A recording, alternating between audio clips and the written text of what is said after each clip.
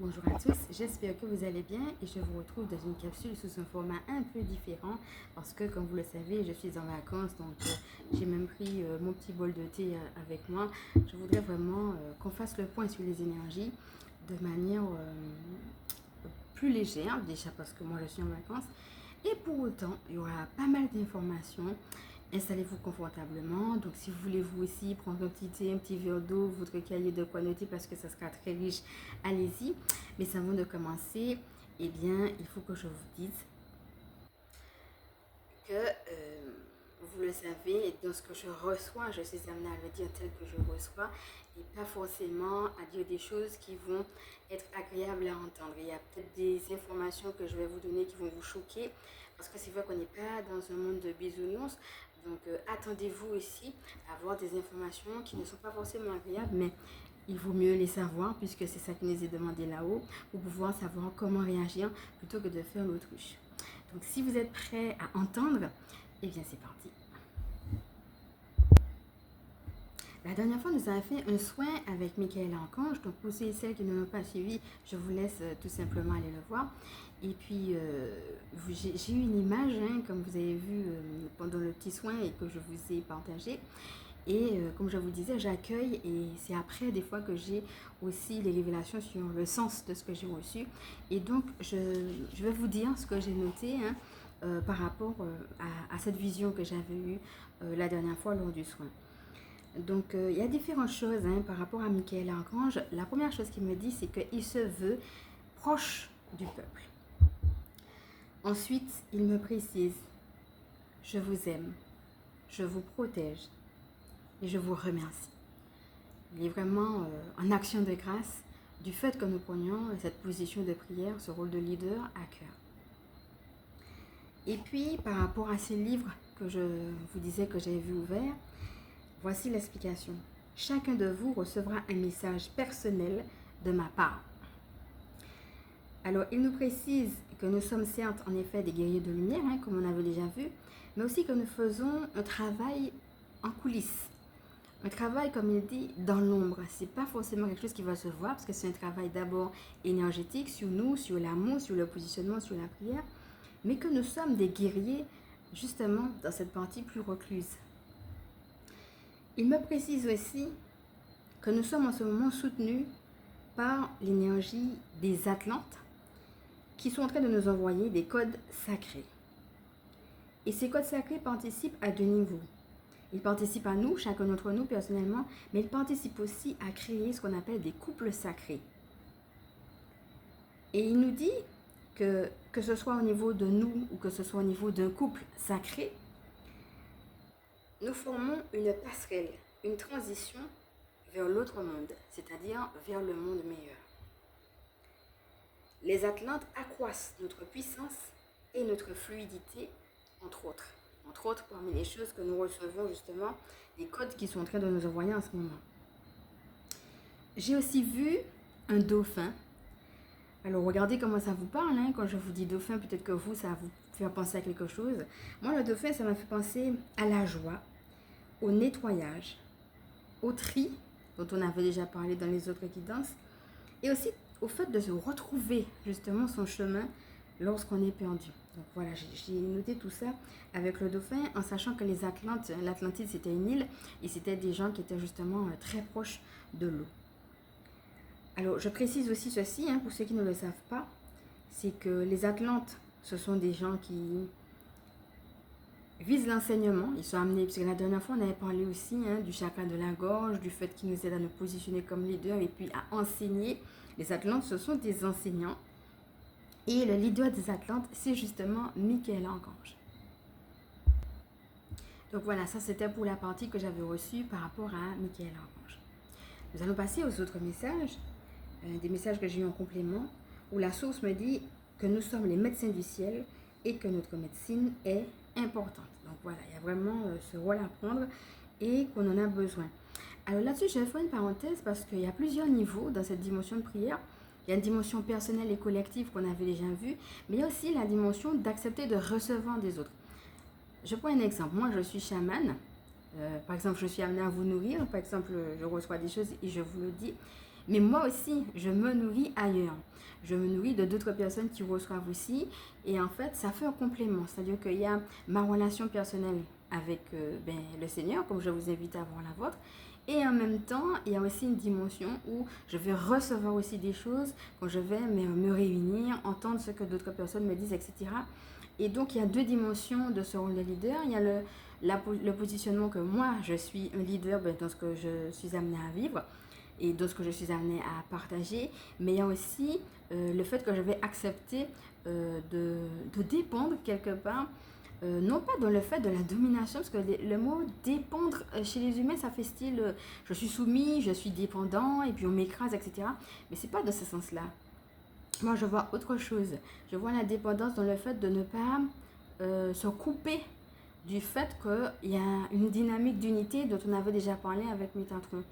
Et donc, voilà, accepter aussi de dépendre d'une autre source qui n'est pas... Donc, il y a la source et puis une autre source, par exemple, de gens qui vont pouvoir aussi bien nous aider, nous apporter aussi des enseignements. Vous voyez, c'est vraiment à double sens. Donc, voilà, on nous parle d'attaques qui seront à la fois personnelles et collectives. On nous parle aussi de lignes de temps. Donc, j'aurai l'occasion de faire une capsule spéciale pour la ligne de temps parce que c'est quand même assez complexe. Mais déjà là, on nous dit que nous avons justement besoin d'augmenter nos vibrations pour ne pas nous décourager et de passer à l'action même lorsque nous n'en avons pas envie. Et on nous dit de faire attention au niveau des attaques, notamment au niveau des enfants et des jeunes. Parce que les lumières sont bien entendu visées, mais les enfants et les jeunes sont aussi très visés. Alors, le conseil qu'on nous donne, c'est de pouvoir leur donner des repères et puis de leur donner également une bonne éducation. Alors, il nous est dit, guerriers de lumière, tenez votre rôle. Rester dans l'amour est une guerre spirituelle et nous sommes en guerre spirituelle. Alors, il m'a montré que Satan se sert de ce que j'ai appelé les petites choses non traitées, c'est ce qu'on me montre, pour justement faire venir avec encore plus de démons et des démons encore plus féroces. Voilà, comme s'il attaque vraiment encore plus férocement, mais aussi avec plus de démons. Et alors, qui il attaque? Les gens justement qui n'ont pas traité ces petites choses.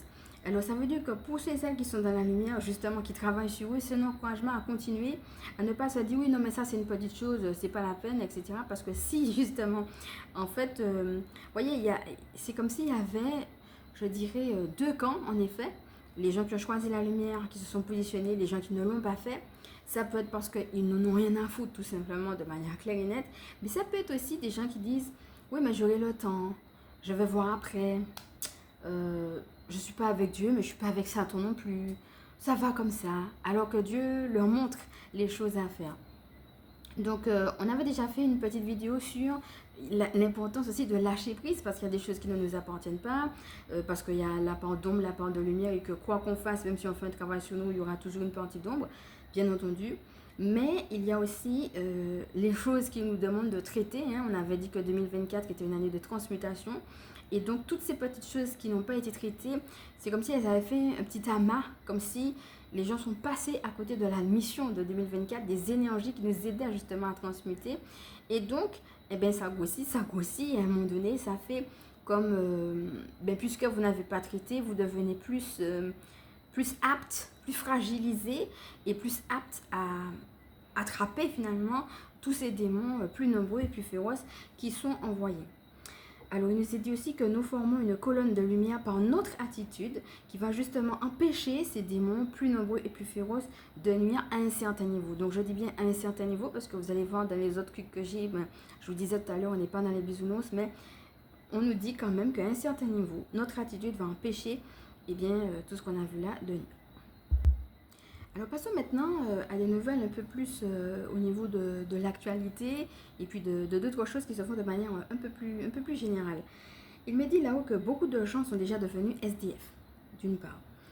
D'autre part, il me dit aussi qu'il est au niveau du couple, on a parlé de couple sacré tout à l'heure, il y a comme 3 vagues au niveau du couple. Il m'a dit qu'il y avait certaines personnes depuis le confinement qui ont été ce qu'on appelle des couples sexuels. On avait vu dans cette vidéo que nous sommes appelés justement à aller vers la notion de sacré Il y a des gens justement qui font ce cheminement et puis qui grandissent et puis qui se rendent compte qu'ils veulent vivre le sacré dans tout, y compris dans leur sexualité, et qui sont un petit peu, qui se retrouvent pas peut-être dans des choses qui faisaient écho peut-être hier et puis qui aujourd'hui ça fait plus écho. Alors, entendons-nous, hein, lorsqu'il y a eu le confinement, on ne pouvait pas se toucher, on ne pouvait pas s'embrasser, on ne pouvait pas... Enfin, peu importe si ça a été fait ou pas, ce que je veux dire, c'est qu'il y a eu une réalité de peur autour de la pandémie, du virus, du fait que ça pouvait tuer, etc. On demandait de mettre un masque et de ne pas se toucher. Alors, à vous de savoir si vous l'avez fait ou pas, mais toujours est-il que forcément, c'est venu donner un coup d'un point de vue affectif, d'un point de vue émotionnel, d'un point de vue social, oui, mais dans les couples aussi, c'est venu donner un coup à la sexualité. Et donc, il y a des couples sexuels qui se sont formés parce que les gens avaient besoin justement de se toucher, de faire l'amour, etc. Et c'est pas forcément les bases de l'amour ou les bases du sacré qui ont été mis en avant à cause de cette réalité-là. Et donc, justement, dans les trois vagues, il y a ce questionnement par rapport à certaines personnes. Et même un questionnement, d'ailleurs ça va dans le sens des guidances qu'on avait eues, pour certaines personnes, elles se demandent si elles ne sont pas amenées à être dans une dynamique de rupture. Donc il faut savoir que déjà à l'époque du confinement, j'avais vu qu'il y avait des anges qui passaient et qui me disaient qu'ils étaient en train de mettre en place des couples sacrés. Alors là, ce qui me montre, c'est que justement, les couples sacrés qu'ils étaient déjà en train de mettre en place sont en train d'émerger quelque part. Et que justement, leur amour allait aider la nouvelle terre, non seulement par rapport à cette dimension sacrée, mais aussi par l'accueil d'enfants qui allaient naître, et que ces enfants allaient être des petits anges. Alors je ne dis pas que chaque couple sacré allait forcément mettre en place des anges incarnés, c'est pas ce que je dis, mais en tout cas, ils sont prêts à accueillir en leur sein des petits anges. Alors pour ceux et celles qui, lorsqu'on a eu l'occasion d'en parler déjà à l'époque, hein, des petits anges, donc j'aurai l'occasion de revenir dessus dans d'autres vidéos. Mais en tout cas, ici, comme je disais, il y a aussi des gens qui sont seuls et qui se posent des questions. Donc pour moi, les trois phases, je dirais, il y a le couple sacré qui est déjà formé, les gens qui sont seuls, qui veulent aller vers la dimension du sacré et qui sont un petit peu perdus par rapport à ce qu'ils ont vécu ou ce qu'ils ont vu jusqu'ici, parce que ça ne va pas dans le sens du sacré tel qu'ils le perçoivent. Ce sont les énergies qui font ça. Hein. Si vous êtes dedans, même si vous vous sentez seul, réjouissez-vous parce qu'on me dit qu'ils sont un peu perdus, qu'ils se sentent seuls, mais réjouissez-vous parce que vous prenez conscience qu'il y a une dimension sacrée qui est possible, même si elle ne vous l'a pas été montrée. Et puis, il y a aussi des gens qui se posent des questions sur un cheminement et voire même qui songent à une rupture. Donc voilà les trois vagues qu'on ne veut pas développer ici, parce que ici on va juste dire les choses, on aura l'occasion de les développer après. Mais en tout cas, ce sont les trois vagues qu'on me montre au niveau des couples. Alors on me montre une image de vache grasse. Et on me dit ces vaches grasses, ce sont des gens qui n'arrivent pas à avancer. Ce sont des gens qui ont pleinement reçu de Dieu, mais qui n'avancent pas à cause de dogmes religieux. Elles sont libres, mais elles n'arrivent pas à vivre pleinement cette liberté par rapport à ce que Dieu leur demande, parce qu'elles sont encore sous le sceau de certains dogmes religieux. Donc ces vaches grasses, elles sont prêtes justement à donner aux autres. Mais ce sont les dogmes qui sont en train de les retenir.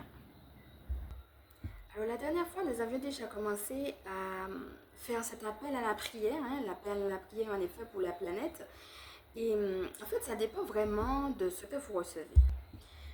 Donc, en effet, vous pouvez recevoir des mots. Parfois, vous allez voir une image. Moi, par exemple, je sais qu'à l'époque, quand il y avait eu les eaux, j'avais juste entendu le mot eau. Et c'est après que j'ai commencé à entendre le nom des pays. Et puis après, les choses se sont manifestées au niveau des eaux. Des fois, vous pouvez avoir une image. Des fois, vous pouvez juste entendre un mot, par exemple le mot eau. Mais des fois, vous pouvez avoir aussi des pays, le nom de certains pays. En fait, vous allez prier pour, en effet, comme on l'a fait dans la méditation, il y a vraiment un petit moment de silence où je vous dis, accueillez ce que vous voyez. C'est en fonction de ce que vous voyez que vous êtes amené tout simplement à prier. Parce que moi, ce que je comprends, c'est que c'est mondial. Donc, on me montre qu'il y a un éboulement, en effet. Je parlais d'une période, mais c'est vraiment quelque chose de mondial. En revanche, il y a quand même des tendances. Alors, pour celles qui se posent la question en ce qui concerne la Martinique, puisque c'est de là d'où je viens, les choses ne sont pas prêtes de s'améliorer. Je ne vois pas là, pour le coup, un changement de situation pour la Martinique. Je vois au contraire que ça se dit aussi, que ça se corse et qu'on ne va pas vers l'amélioration. En revanche, c'est aussi le cas d'autres endroits. Donc, moi, on me parle de la guerre. J'ai reçu le mot guerre 2 fois. Et j'ai reçu aussi d'autres mots. Par exemple, le mot coup. Je crois que j'ai entendu d'autres mots comme le mot humilier ou voler. Il y a des gens certainement qui vont se sentir humiliés, qui vont sentir qu'ils ont été volés, qu'il y a quelque chose comme s'ils ont attendu quelque chose et puis ils ne l'ont pas reçu en fait. Et du coup, ça va provoquer une certaine frustration qui peut mener à une guerre civile, puisqu'on me parle de coups. Et en même temps, s'il y a une réalité de guerre civile, il y a aussi une réalité que la guerre physique telle qu'elle est déjà en place, va prendre plus d'ampleur, notamment au niveau de l'Europe.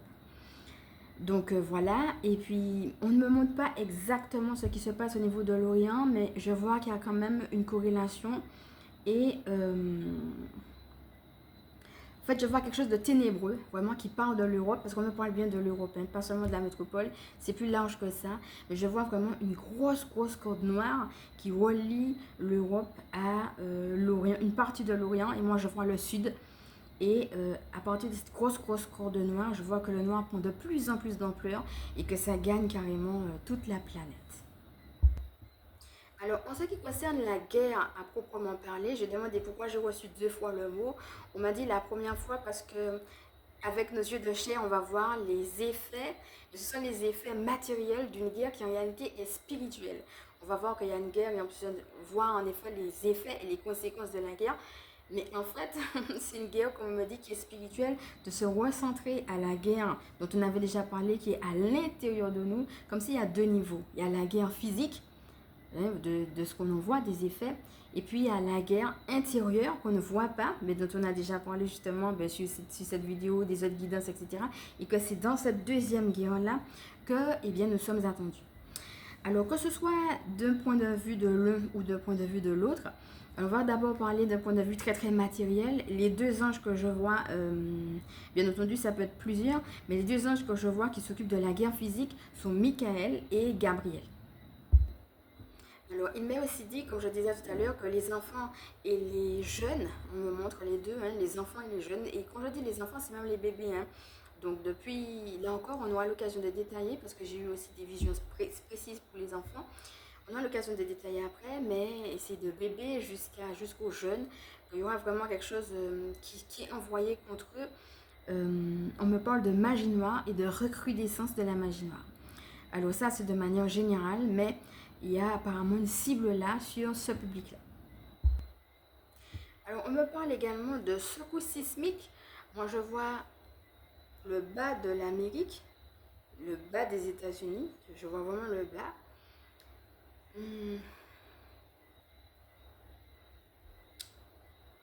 C'est toujours pareil, hein, parce que vous savez, c'est pas. Parce que quand j'essaie de poser des questions, on me ramène en fait à. Moi, ça me rappelle une image où à un moment donné, il y a des gens qui viennent voir Jésus et puis qui disent mais il y a quelque chose qu'on ne comprend pas. Est-ce que tu peux nous expliquer, s'il te plaît? Il me semble que c'était le mur de Siloué, je ne suis pas sûre exactement. Mais il y avait vraiment des murs qui s'étaient effondrés brusquement sur des gens qui apparemment étaient pieux et innocents. Et ils disaient, mais quel est le sens de ça? Comment Dieu a pu permettre que des innocents puissent mourir comme ça? Et Jésus disait, la question c'est pas comment les innocents sont morts ou pourquoi Dieu a permis ça, hein, ce sentiment de justice et de compréhension. Il disait plutôt, mais je tourne, je dis à ma façon, avec mes mots à moi, la question c'est lorsque tu meurs, où tu vas? Moi je me souviens quand j'étais malade, à un moment donné, on n'a pas trouvé tout de suite ce que j'avais. Et c'est bien qu'à un moment donné, on m'avait dit que j'avais peut-être un cancer. Et finalement, il s'est avéré que c'était pas ça, c'était autre chose. Et je me souviens qu'il y avait des questions que je posais à Dieu et tout, et puis des fois il me répondait tout simplement pas aussi.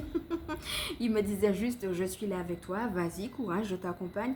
Je sentais vraiment la présence de Dieu et souvent le mot revenait courage, on est là, on t'accompagne, on sait ce que tu vis, on est là avec toi. Vraiment, j'avais plus l'accompagnement. J'avais pas, plutôt je suis jamais il me montre des choses, mais pour moi il voulait pas me montrer en fait. Parce qu'il voulait que je vive le chemin et que je sois juste dans la joie de me savoir accompagner. Ça n'a pas empêché les douleurs, les larmes, la souffrance. C'était pas évident, mais je me savais accompagner. Et en fin de compte,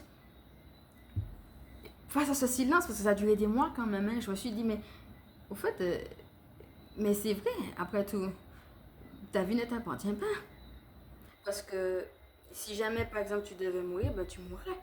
Et qu'est-ce que ça te coûte de savoir que c'est oui, que c'est maintenant, que c'est dans 2 mois, 2 ans, 20 ans, ou que c'est pas, que c'est... Enfin, bref, je veux dire, mais finalement, ces questions-là ne m'appartiennent pas, quoi. Et en réalité, c'est vrai que d'un point de vue humain, on peut attendre des réponses qui ne nous appartiennent pas. Un autre exemple qui me vient, c'est à un moment donné, toujours les disciples. Mais là, Jésus, il est déjà ressuscité, il est sur le point de monter. Et il dit qu'il va revenir. Et il y en a un qui lui dit, eh bien alors quand tu reviendras, est-ce là que tu rétabliras la royauté en Israël? Ils sont dans un pays où il y a justement déjà des problèmes. Et les problèmes n'ont pas eu écho, mais Jésus il va bientôt monter et les problèmes sont toujours là, quoi. Hein. Alors qu'est-ce qu'il dit de ça? Et Jésus dit, oui, mais ça ne m'appartient pas, même moi je ne le sais pas, même les anges ne le savent pas, il n'y a que Dieu qui le sait. Et puis, en fait, il dit, ma royauté n'est pas de ce monde. Moi, c'est une phrase qui me revient justement par rapport à ces 2 mots qu'on a eus sur le mot guerre. Il ne faut pas qu'on se trompe de guerre. La royauté n'est pas de ce monde. Et il y a des réalités d'injustice et de frustration. La réalité, c'est aussi comment on les vit. Mais c'est quoi notre objectif de vie? Et puis, où est-ce qu'on va lorsqu'on va mourir? Puisque de toute façon, on va mourir. Et je crois qu'on est plus dans cette réalité pour nous replacer sur le chemin d'être en joie, de vivre ce qu'on a à vivre avec Dieu, plutôt que de nous soucier de choses qui ne nous regardent pas. Comme moi, par exemple, j'ai pu l'avoir fait, voilà. Euh, quelque part, comme si le plan de Dieu est parfait, mais il y a plusieurs niveaux et un niveau de compréhension qui peut échapper à l'humain. Mais la dernière fois, dans les guidances, on avait aussi parlé de la justesse divine. C'est comme si, de ce que je perçois, la terre doit passer par certaines souffrances. Mais que dans ces souffrances-là, il y a malgré tout une justesse divine. Elle peut être douloureuse. Moi, ce qui me vient, c'est les douleurs de l'enfantement. On souffre, mais on sait que c'est pour un but, et le but, c'est le bébé. On pourrait dire que la terre souffre, mais c'est pour un but, et ce but, c'est le monde meilleur. Eh bien, on a parlé du cap, garder le cap, on avait eu l'image du requin, on avait l'image de la foi.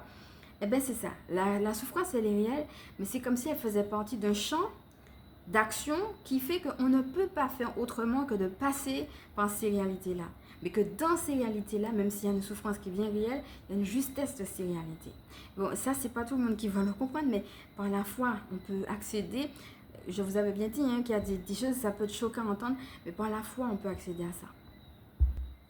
Donc la vision que j'ai eue quand j'ai commencé à creuser dessus, j'entends des secousses sismiques. J'ai vu une onde de choc, mais très très rapide, mais je la vois aussi en doré, comme s'il y a plusieurs ronds, vous savez. C'est un petit peu la même chose quand on fait un son, par exemple si vous prenez le son du gong et puis vous faites ding ding, vous avez des sons. Bon là on peut pas, parce que c'est le son, on va pas se représenter, mais si on pouvait dessiner qu'il y a un son, mais qui prend de l'ampleur en fait, d'un point de vue magnétique, ça prend une certaine ampleur. C'est comme si j'avais vu plusieurs ronds l'un après l'autre, l'un derrière l'autre, comme si quelque chose était tombé. Mais on ne me montre rien. On ne me montre pas de missile ou quoi que ce soit. On ne me montre pas quelque chose qui tombe. On me montre juste que il y a quelque chose qui se passe là, de manière très très rapide. Et pourtant, les ronds sont dorés. Or, le doré, c'est la couleur de la gloire de Dieu, voire même la couleur de la protection divine. Et je n'ai pas forcément eu, comme je vous disais, peut-être que ça va venir après. Là, j'ai pas forcément eu d'interprétation dessus. J'ai juste eu des mots. J'ai entendu secousse sismique, c'est un mot que j'ai entendu. Euh, voilà, on m'a pas montré plus que ça. Par contre, ce que je comprends, c'est que ça pose question. Est-ce que ça veut dire, par exemple, que d'un point de vue de la technologie, on aura l'occasion de parler à un autre moment donné, quand on va parler des jeunes notamment, on aura l'occasion de parler aussi de la technologie et des déviances qu'on peut rencontrer dedans. Est-ce que on ne le sait peut-être pas, mais est-ce qu'il n'y a pas une arme quelconque qui existe et qui peut, d'un point de vue technologique, provoquer des secousses sismiques pour nuire à une population et puis qu'on ne le sait pas? Ça, c'est une question qui m'est venue. Est-ce que cette onde que j'ai vue là n'est pas en train de nous prédire qu'il y aura un tremblement de terre et peut-être justement qu'il y a des endroits qui seront protégés ou bien que nous serons protégés? Pourquoi je l'ai vu en doré? Là encore, j'ai plus de questions que de réponses sur une vision telle que celle-ci. Donc, je ne vais pas hésiter, comme là, par exemple, la dernière fois, hein, j'avais vu ces livres ouverts quand on avait fait le soin sur Michael. Quand c'est des mots, ben voilà, je vous l'ai dit, comme par exemple, n'abandonnez pas. Voilà, il nous redit qu'il est là avec nous et qu'il ne va pas nous abandonner. Et puis qu'on avait eu les livres ouverts, c'est après que j'ai compris qu'il nous disait, ben, chacun d'entre vous, vous allez recevoir un message personnel. Là, en tout cas, j'ai juste eu cette onde de choc. J'ai entendu ce coup sismique, je n'en sais pas plus. On m'a dit de le dire, donc je le dis. Voilà. Je vais faire quand même un petit rappel pour les gens peut-être qui me suivent et puis qui disent oui, mais quels sont les conseils? Mais ça sera juste un petit rappel. On ne va pas reprendre le tout, donc n'hésitez pas à aller revoir les guidances. Quels sont les conseils qui ont été donnés? Et c'est intéressant parce que quand je les ai relus, j'ai vu encore d'autres aspects. Donc, même les gens qui ont vu la guidance, restez pour approfondir un petit peu. Donc, on avait vu ce qui était important, c'est l'aspect de la purification. L'aspect de prendre son rôle de leader. Alors, j'ai noté maintenant ou après. Parce que justement, comme on rentre dans une phase, ça va être à la fois prendre son rôle de cette position-là, aussi pour tenir par rapport à des temps difficiles qui peuvent venir après.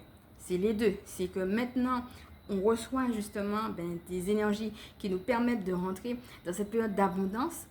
Et en même temps, ça prépare à des temps difficiles, comme s'il y avait un temps de transition, il y a un avant, un après, et que l'humanité entière est en train de basculer vers un autre tournant, et qu'on est dans une phase de transition entre cet avant et cet après. C'est comme si on était là, et puis il y a toute cette phase de transition que la prière va nous permettre de préparer pour rentrer là, parce qu'on rentre dans un après, et ça c'est l'humanité entière, comme je vous le disais tout à l'heure. Alors, s'attendre aussi aux réponses personnelles et collectives du divin. Donc, on a parlé aussi de la notion de patience et de persévérance, c'est-à-dire qu'on peut être lassé de certaines choses, mais on nous dit quand même de nous attendre à des réponses. Donc, il y en aura. Faire des choix, parfois des séparations, œuvrer dans la matière, et puis nous savoir aussi très accompagner. On a aussi parlé de l'importance de l'ancrage et de l'invitation à travailler sur les chakras et à ne pas se laisser déstabiliser, à rester centré de la source et le faire avec une certaine force, mais en même temps avec une certaine légèreté. Ce qu'il y a de très, peut-être ambivalent ou contradictoire, c'est comment on peut nous dire que ça va secouer et qu'en même temps on nous dit, vous êtes dans une période d'abondance. Et c'est vrai que du coup, je me dis que c'est un combat intérieur, parce que j'avais entendu le mot combat aussi, un combat intérieur que de revenir à une abondance qui est là, qui est à l'intérieur. Parce qu'on nous dit, hein, ça va secouer, mais vous êtes dans l'abondance. Pas vous serez, vous êtes. Ça veut dire qu'on est déjà dans l'abondance. Donc voilà, il y a cette réalité de contradiction. Et en même temps, j'entends manipulation, qu'il faut faire attention dans ces temps-là, justement, à ne pas se laisser manipuler. Peut-être à ne pas se laisser manipuler par des choses qu'on voit de l'extérieur qui nous happent. Et par rapport à une souffrance, on a l'illusion ou l'impression que c'est là qu'il faut aller. Et pendant ce temps, il n'y a que notre guidance qui nous dit où est-ce qu'il faut aller pour de vrai. Alors, moi, j'ai noté plusieurs choses. Je ne sais pas si vous avez vu la dernière fois, quand on a fait la vidéo au niveau de... Donc, la première vidéo sur les anneaux, puisqu'il y en a eu deux. Il y avait au niveau des fleurs, les 3 chakras de base qui étaient représentés l'une après l'autre. Donc vous allez voir sur les différentes couleurs. Donc on a eu d'abord des fleurs rouges, ensuite des fleurs oranges et ensuite des fleurs jaunes. C'est tout de suite après que j'ai réalisé que, ben voilà, je parlais d'ancrage. Ben c'est un petit signe qui nous montre que oui, il faut travailler cet ancrage-là. Et puis une invitation bien entendu, en l'occurrence, à travailler sur ces chakras. Autre chose que j'ai remarqué, c'est un lapsus. Je disais allumer et non pas admirer. Je disais, en fait, ce que je voulais dire, c'est admirer la fleur. J'étais en train de parler de la fleur. Et en fin de compte, il y a eu un petit lapsus et j'ai dit allumer. Et donc, il y a eu 2 lapsus, parce que la dernière fois, on avait eu un avec Jean de La Fontaine. Pourquoi je dis ça? Cela peut être aussi un signe du petit peuple. Donc, je m'explique. Parfois, vous restez là, vous attendez un bruit. Ça va être un gros bruit. Ou bien, par exemple, vous avez une caméra et puis, par exemple, là, la caméra, elle est en train de tenir sur un socle et vous voyez que brusquement, clac, clac, ça saute. Justement, comme ça, brusquement, sans raison, alors qu'il n'y a rien qui peut justifier que l'image saute. Ce sont des signes qui nous montrent que le petit peuple est avec nous. Quand on a des lapsus comme ça, alors, je ne vous dis pas que chaque lapsus veut dire qu'il y a le petit peuple autour de nous, mais ça peut être un signe que le petit peuple nous dit, ben voilà, je suis avec vous. Vous voyez, on a eu l'occasion de parler des fées. Les fées sont par exemple les petits peuples, tout ce qui est gnomes, fées, etc. C'est tout ça, les créatures féeriques. Alors du coup, j'ai cherché la symbolique du mot allumer, puisque c'est ce que j'ai dit en lapsus. Et je suis tombée sur des choses très intéressantes, puisqu'on avait déjà parlé de l'ambivalence avec l'araignée. Hein, je vous laisse regarder. Et je me suis rendu compte de différentes choses qui sont aussi très ambivalentes. Alors, je me suis rendu compte que allumer, pour moi, ça veut dire quoi? D'abord, je me suis posé la question. Pour moi, c'est discrétion, patience, mais aussi prière et vœu. Et allumer, ça peut me faire penser à une bougie. Et en même temps, ça peut me faire penser au feu. Le feu est aussi ambivalent. Le feu va permettre de calciner le mal, mais en même temps, par exemple, on fait des rituels avec le feu pour nettoyer justement l'ancien et accueillir le nouveau. Parfois, c'est une manière de dire, eh bien, je laisse passer l'ancien et j'accueille le nouveau. On a fait la méditation équinoxe avec, par exemple, le feu pour justement nous aider à nous nettoyer en ce sens. Mais on peut utiliser le feu pour faire du mal à quelqu'un. Et l'ironie, c'est qu'au moment où j'étais en train de faire ça, c'est le moment où justement il y avait le feu dans mon pays, en Martinique. L'ambivalence de la bougie, c'est aussi ça, comment on peut l'utiliser pour prier, comme je disais, mais comment on peut utiliser aussi la bougie pour faire de la magie noire. C'est pareil aussi avec la bougie qui peut être allumée quand quelqu'un est mort. On allume une bougie pour lui dire merci. Et en même temps, la bougie, dans certains rites, peut être utilisée pour faire des rites de purification. Donc, à chaque fois, on voit une certaine ambivalence. Vous voyez? Et c'est après que ça m'est venu aussi, que là, on est en plein dans une période d'Halloween, qui est justement la fête des morts. Hein, on parlait tout à l'heure de magie noire et de mort. Eh bien, Halloween est aussi une fête ambivalente. On peut utiliser Halloween pour se rappeler des ancêtres qui nous ont précédés, qui sont partis, mais qui sont partis dans la lumière. Il y a des gens qui, voilà, dans notre lignée, qui ont voulu justement faire des choses dans le Seigneur et qui sont au paradis, et que de là où ils sont, même si on ne les voit pas, ils nous aident à leur manière. Halloween est une manière de se souvenir justement de ces ancêtres-là. Peut-être certaines personnes vont même allumer une petite bougie pour quelque part dire à la source, je te remercie que ces ancêtres-là aient été là, qui me donnent une force, qui me soutiennent même quand je ne le sais pas. Et en même temps, cette même fête d'Halloween, les gens vont par exemple se déguiser en mort, etc. Et il y a toute une réalité très très macabre qui peut se faire aussi, où justement on va faire de la magie noire et profiter d'Halloween pour en faire davantage. Donc il y a aussi, on aura l'occasion d'en reparler après, mais une ambivalence également, même par rapport à ça. Donc voilà, aujourd'hui nous sommes restés, comme je disais, je ne suis pas rentrée dans les détails de chaque chose puisque c'est au fur et à mesure que je vais rentrer. Je voulais juste balayer le tableau de manière très très générale et vous voyez qu'il y a déjà eu pas mal de choses à dire. Alors, je dis aussi par rapport aux anges, hein, puisqu'il y en a eu un qui est beaucoup venu nous voir par rapport au mois de novembre, c'est Saint-Alphon. Et je vais vous laisser voir justement la vidéo qui parle de Saint-Alphon, puisqu'on en a déjà fait, on en a déjà beaucoup parlé.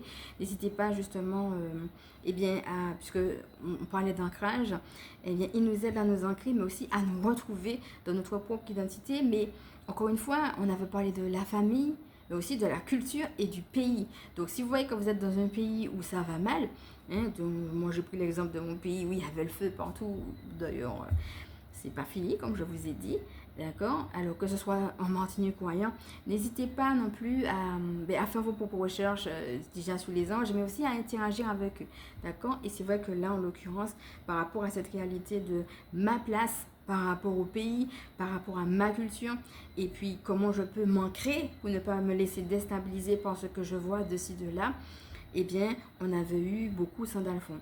Et puis pour toute la période dans laquelle on rentre, à la fois pour l'abondance et l'élévation vibratoire, de manière personnelle et collective, et justement, on a eu aussi Métatron, je dis à la fois parce que c'est les deux en fait.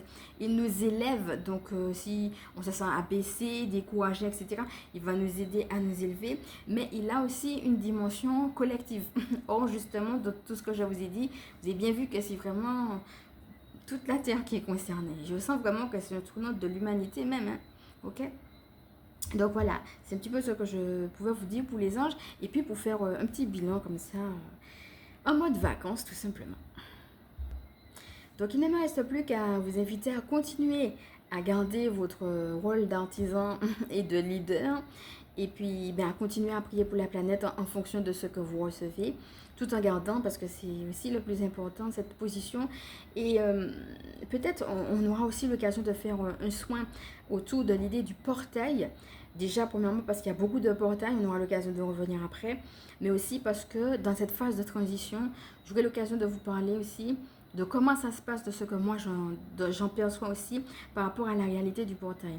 Mais sans entrer dans les détails, moi ce que je voudrais déjà vous dire, c'est que le fait que vous changiez, c'est comme si vous ouvriez un portail sur un plan énergétique qui montre aux autres que c'est possible, mais qui ouvre, parce que des fois on veut bien, mais s'il n'y a pas de porte, on ne peut pas. Et bien c'est comme si la porte elle s'ouvre et d'autres personnes, du fait que vous avez réussi, que vous avez ouvert ce portail-là, se disent ah ben tiens c'est possible, choix. Elles voient une ouverture et elles rentrent dedans. Donc vous voyez, si vous par exemple vous êtes dans un changement et hop, vous créez un portail pour que d'autres personnes puissent changer, et bien ça fait plusieurs personnes qui changent. Et ça fait plusieurs comme genre de mini portails qui se mettent en place de plus en plus par justement ce travail sur soi dont on avait déjà parlé. Donc c'est pas seulement pour vous. Quand vous faites ce travail intérieur dont on a déjà parlé, certes, il y a cette réalité de pouvoir être plus échapper au mal quelque part. Je ne dirais pas que ça n'aura pas d'incidence sur vous, c'est pas du tout ce que je dis. Mais quand même, quand vous êtes centré dans cette intention de rester dans la lumière et que vous faites le travail, il aura plus de mal à retendre que si vous ne faites aucun travail. Ok, ça c'est clair. Et donc justement, revenir à cette bonne intention, mais savoir que pendant que vous faites ce travail-là, eh bien, ça ouvre un portail pour que d'autres personnes puissent rentrer dans le changement et à leur tour devenir un leader et faire ce travail-là. Et en fait, ça fait effet boule de neige en fait. Une personne qui ouvre un portail pour d'autres personnes qui, elles aussi, en changeant, vont ouvrir un portail, etc. Et c'est comme s'il y avait deux niveaux. Il y a ce qu'on voit avec nos yeux d'humains, cette réalité très matérielle de la guerre, et puis toute cette partie, comme je disais tout à l'heure, qui était dans l'ombre, qu'on ne voit pas, qui se vit d'un point de vue énergétique, voyez. Et bien c'est ça qu'on est en train de construire quand on fait ce travail sur nous-mêmes. Donc je vais terminer avec cette image-là, et donc je vous remercie d'avoir suivi cette vidéo qui était déjà assez longue. Et pour ceux et celles qui ne me connaissent pas, je suis Emmanuel, je suis chamane, et ma mission de vie est de permettre aux énergies sacrées de s'intégrer dans nos vies humaines. Alors, je suis aussi spécialiste en vitalité énergétique et en recouvrement d'âme.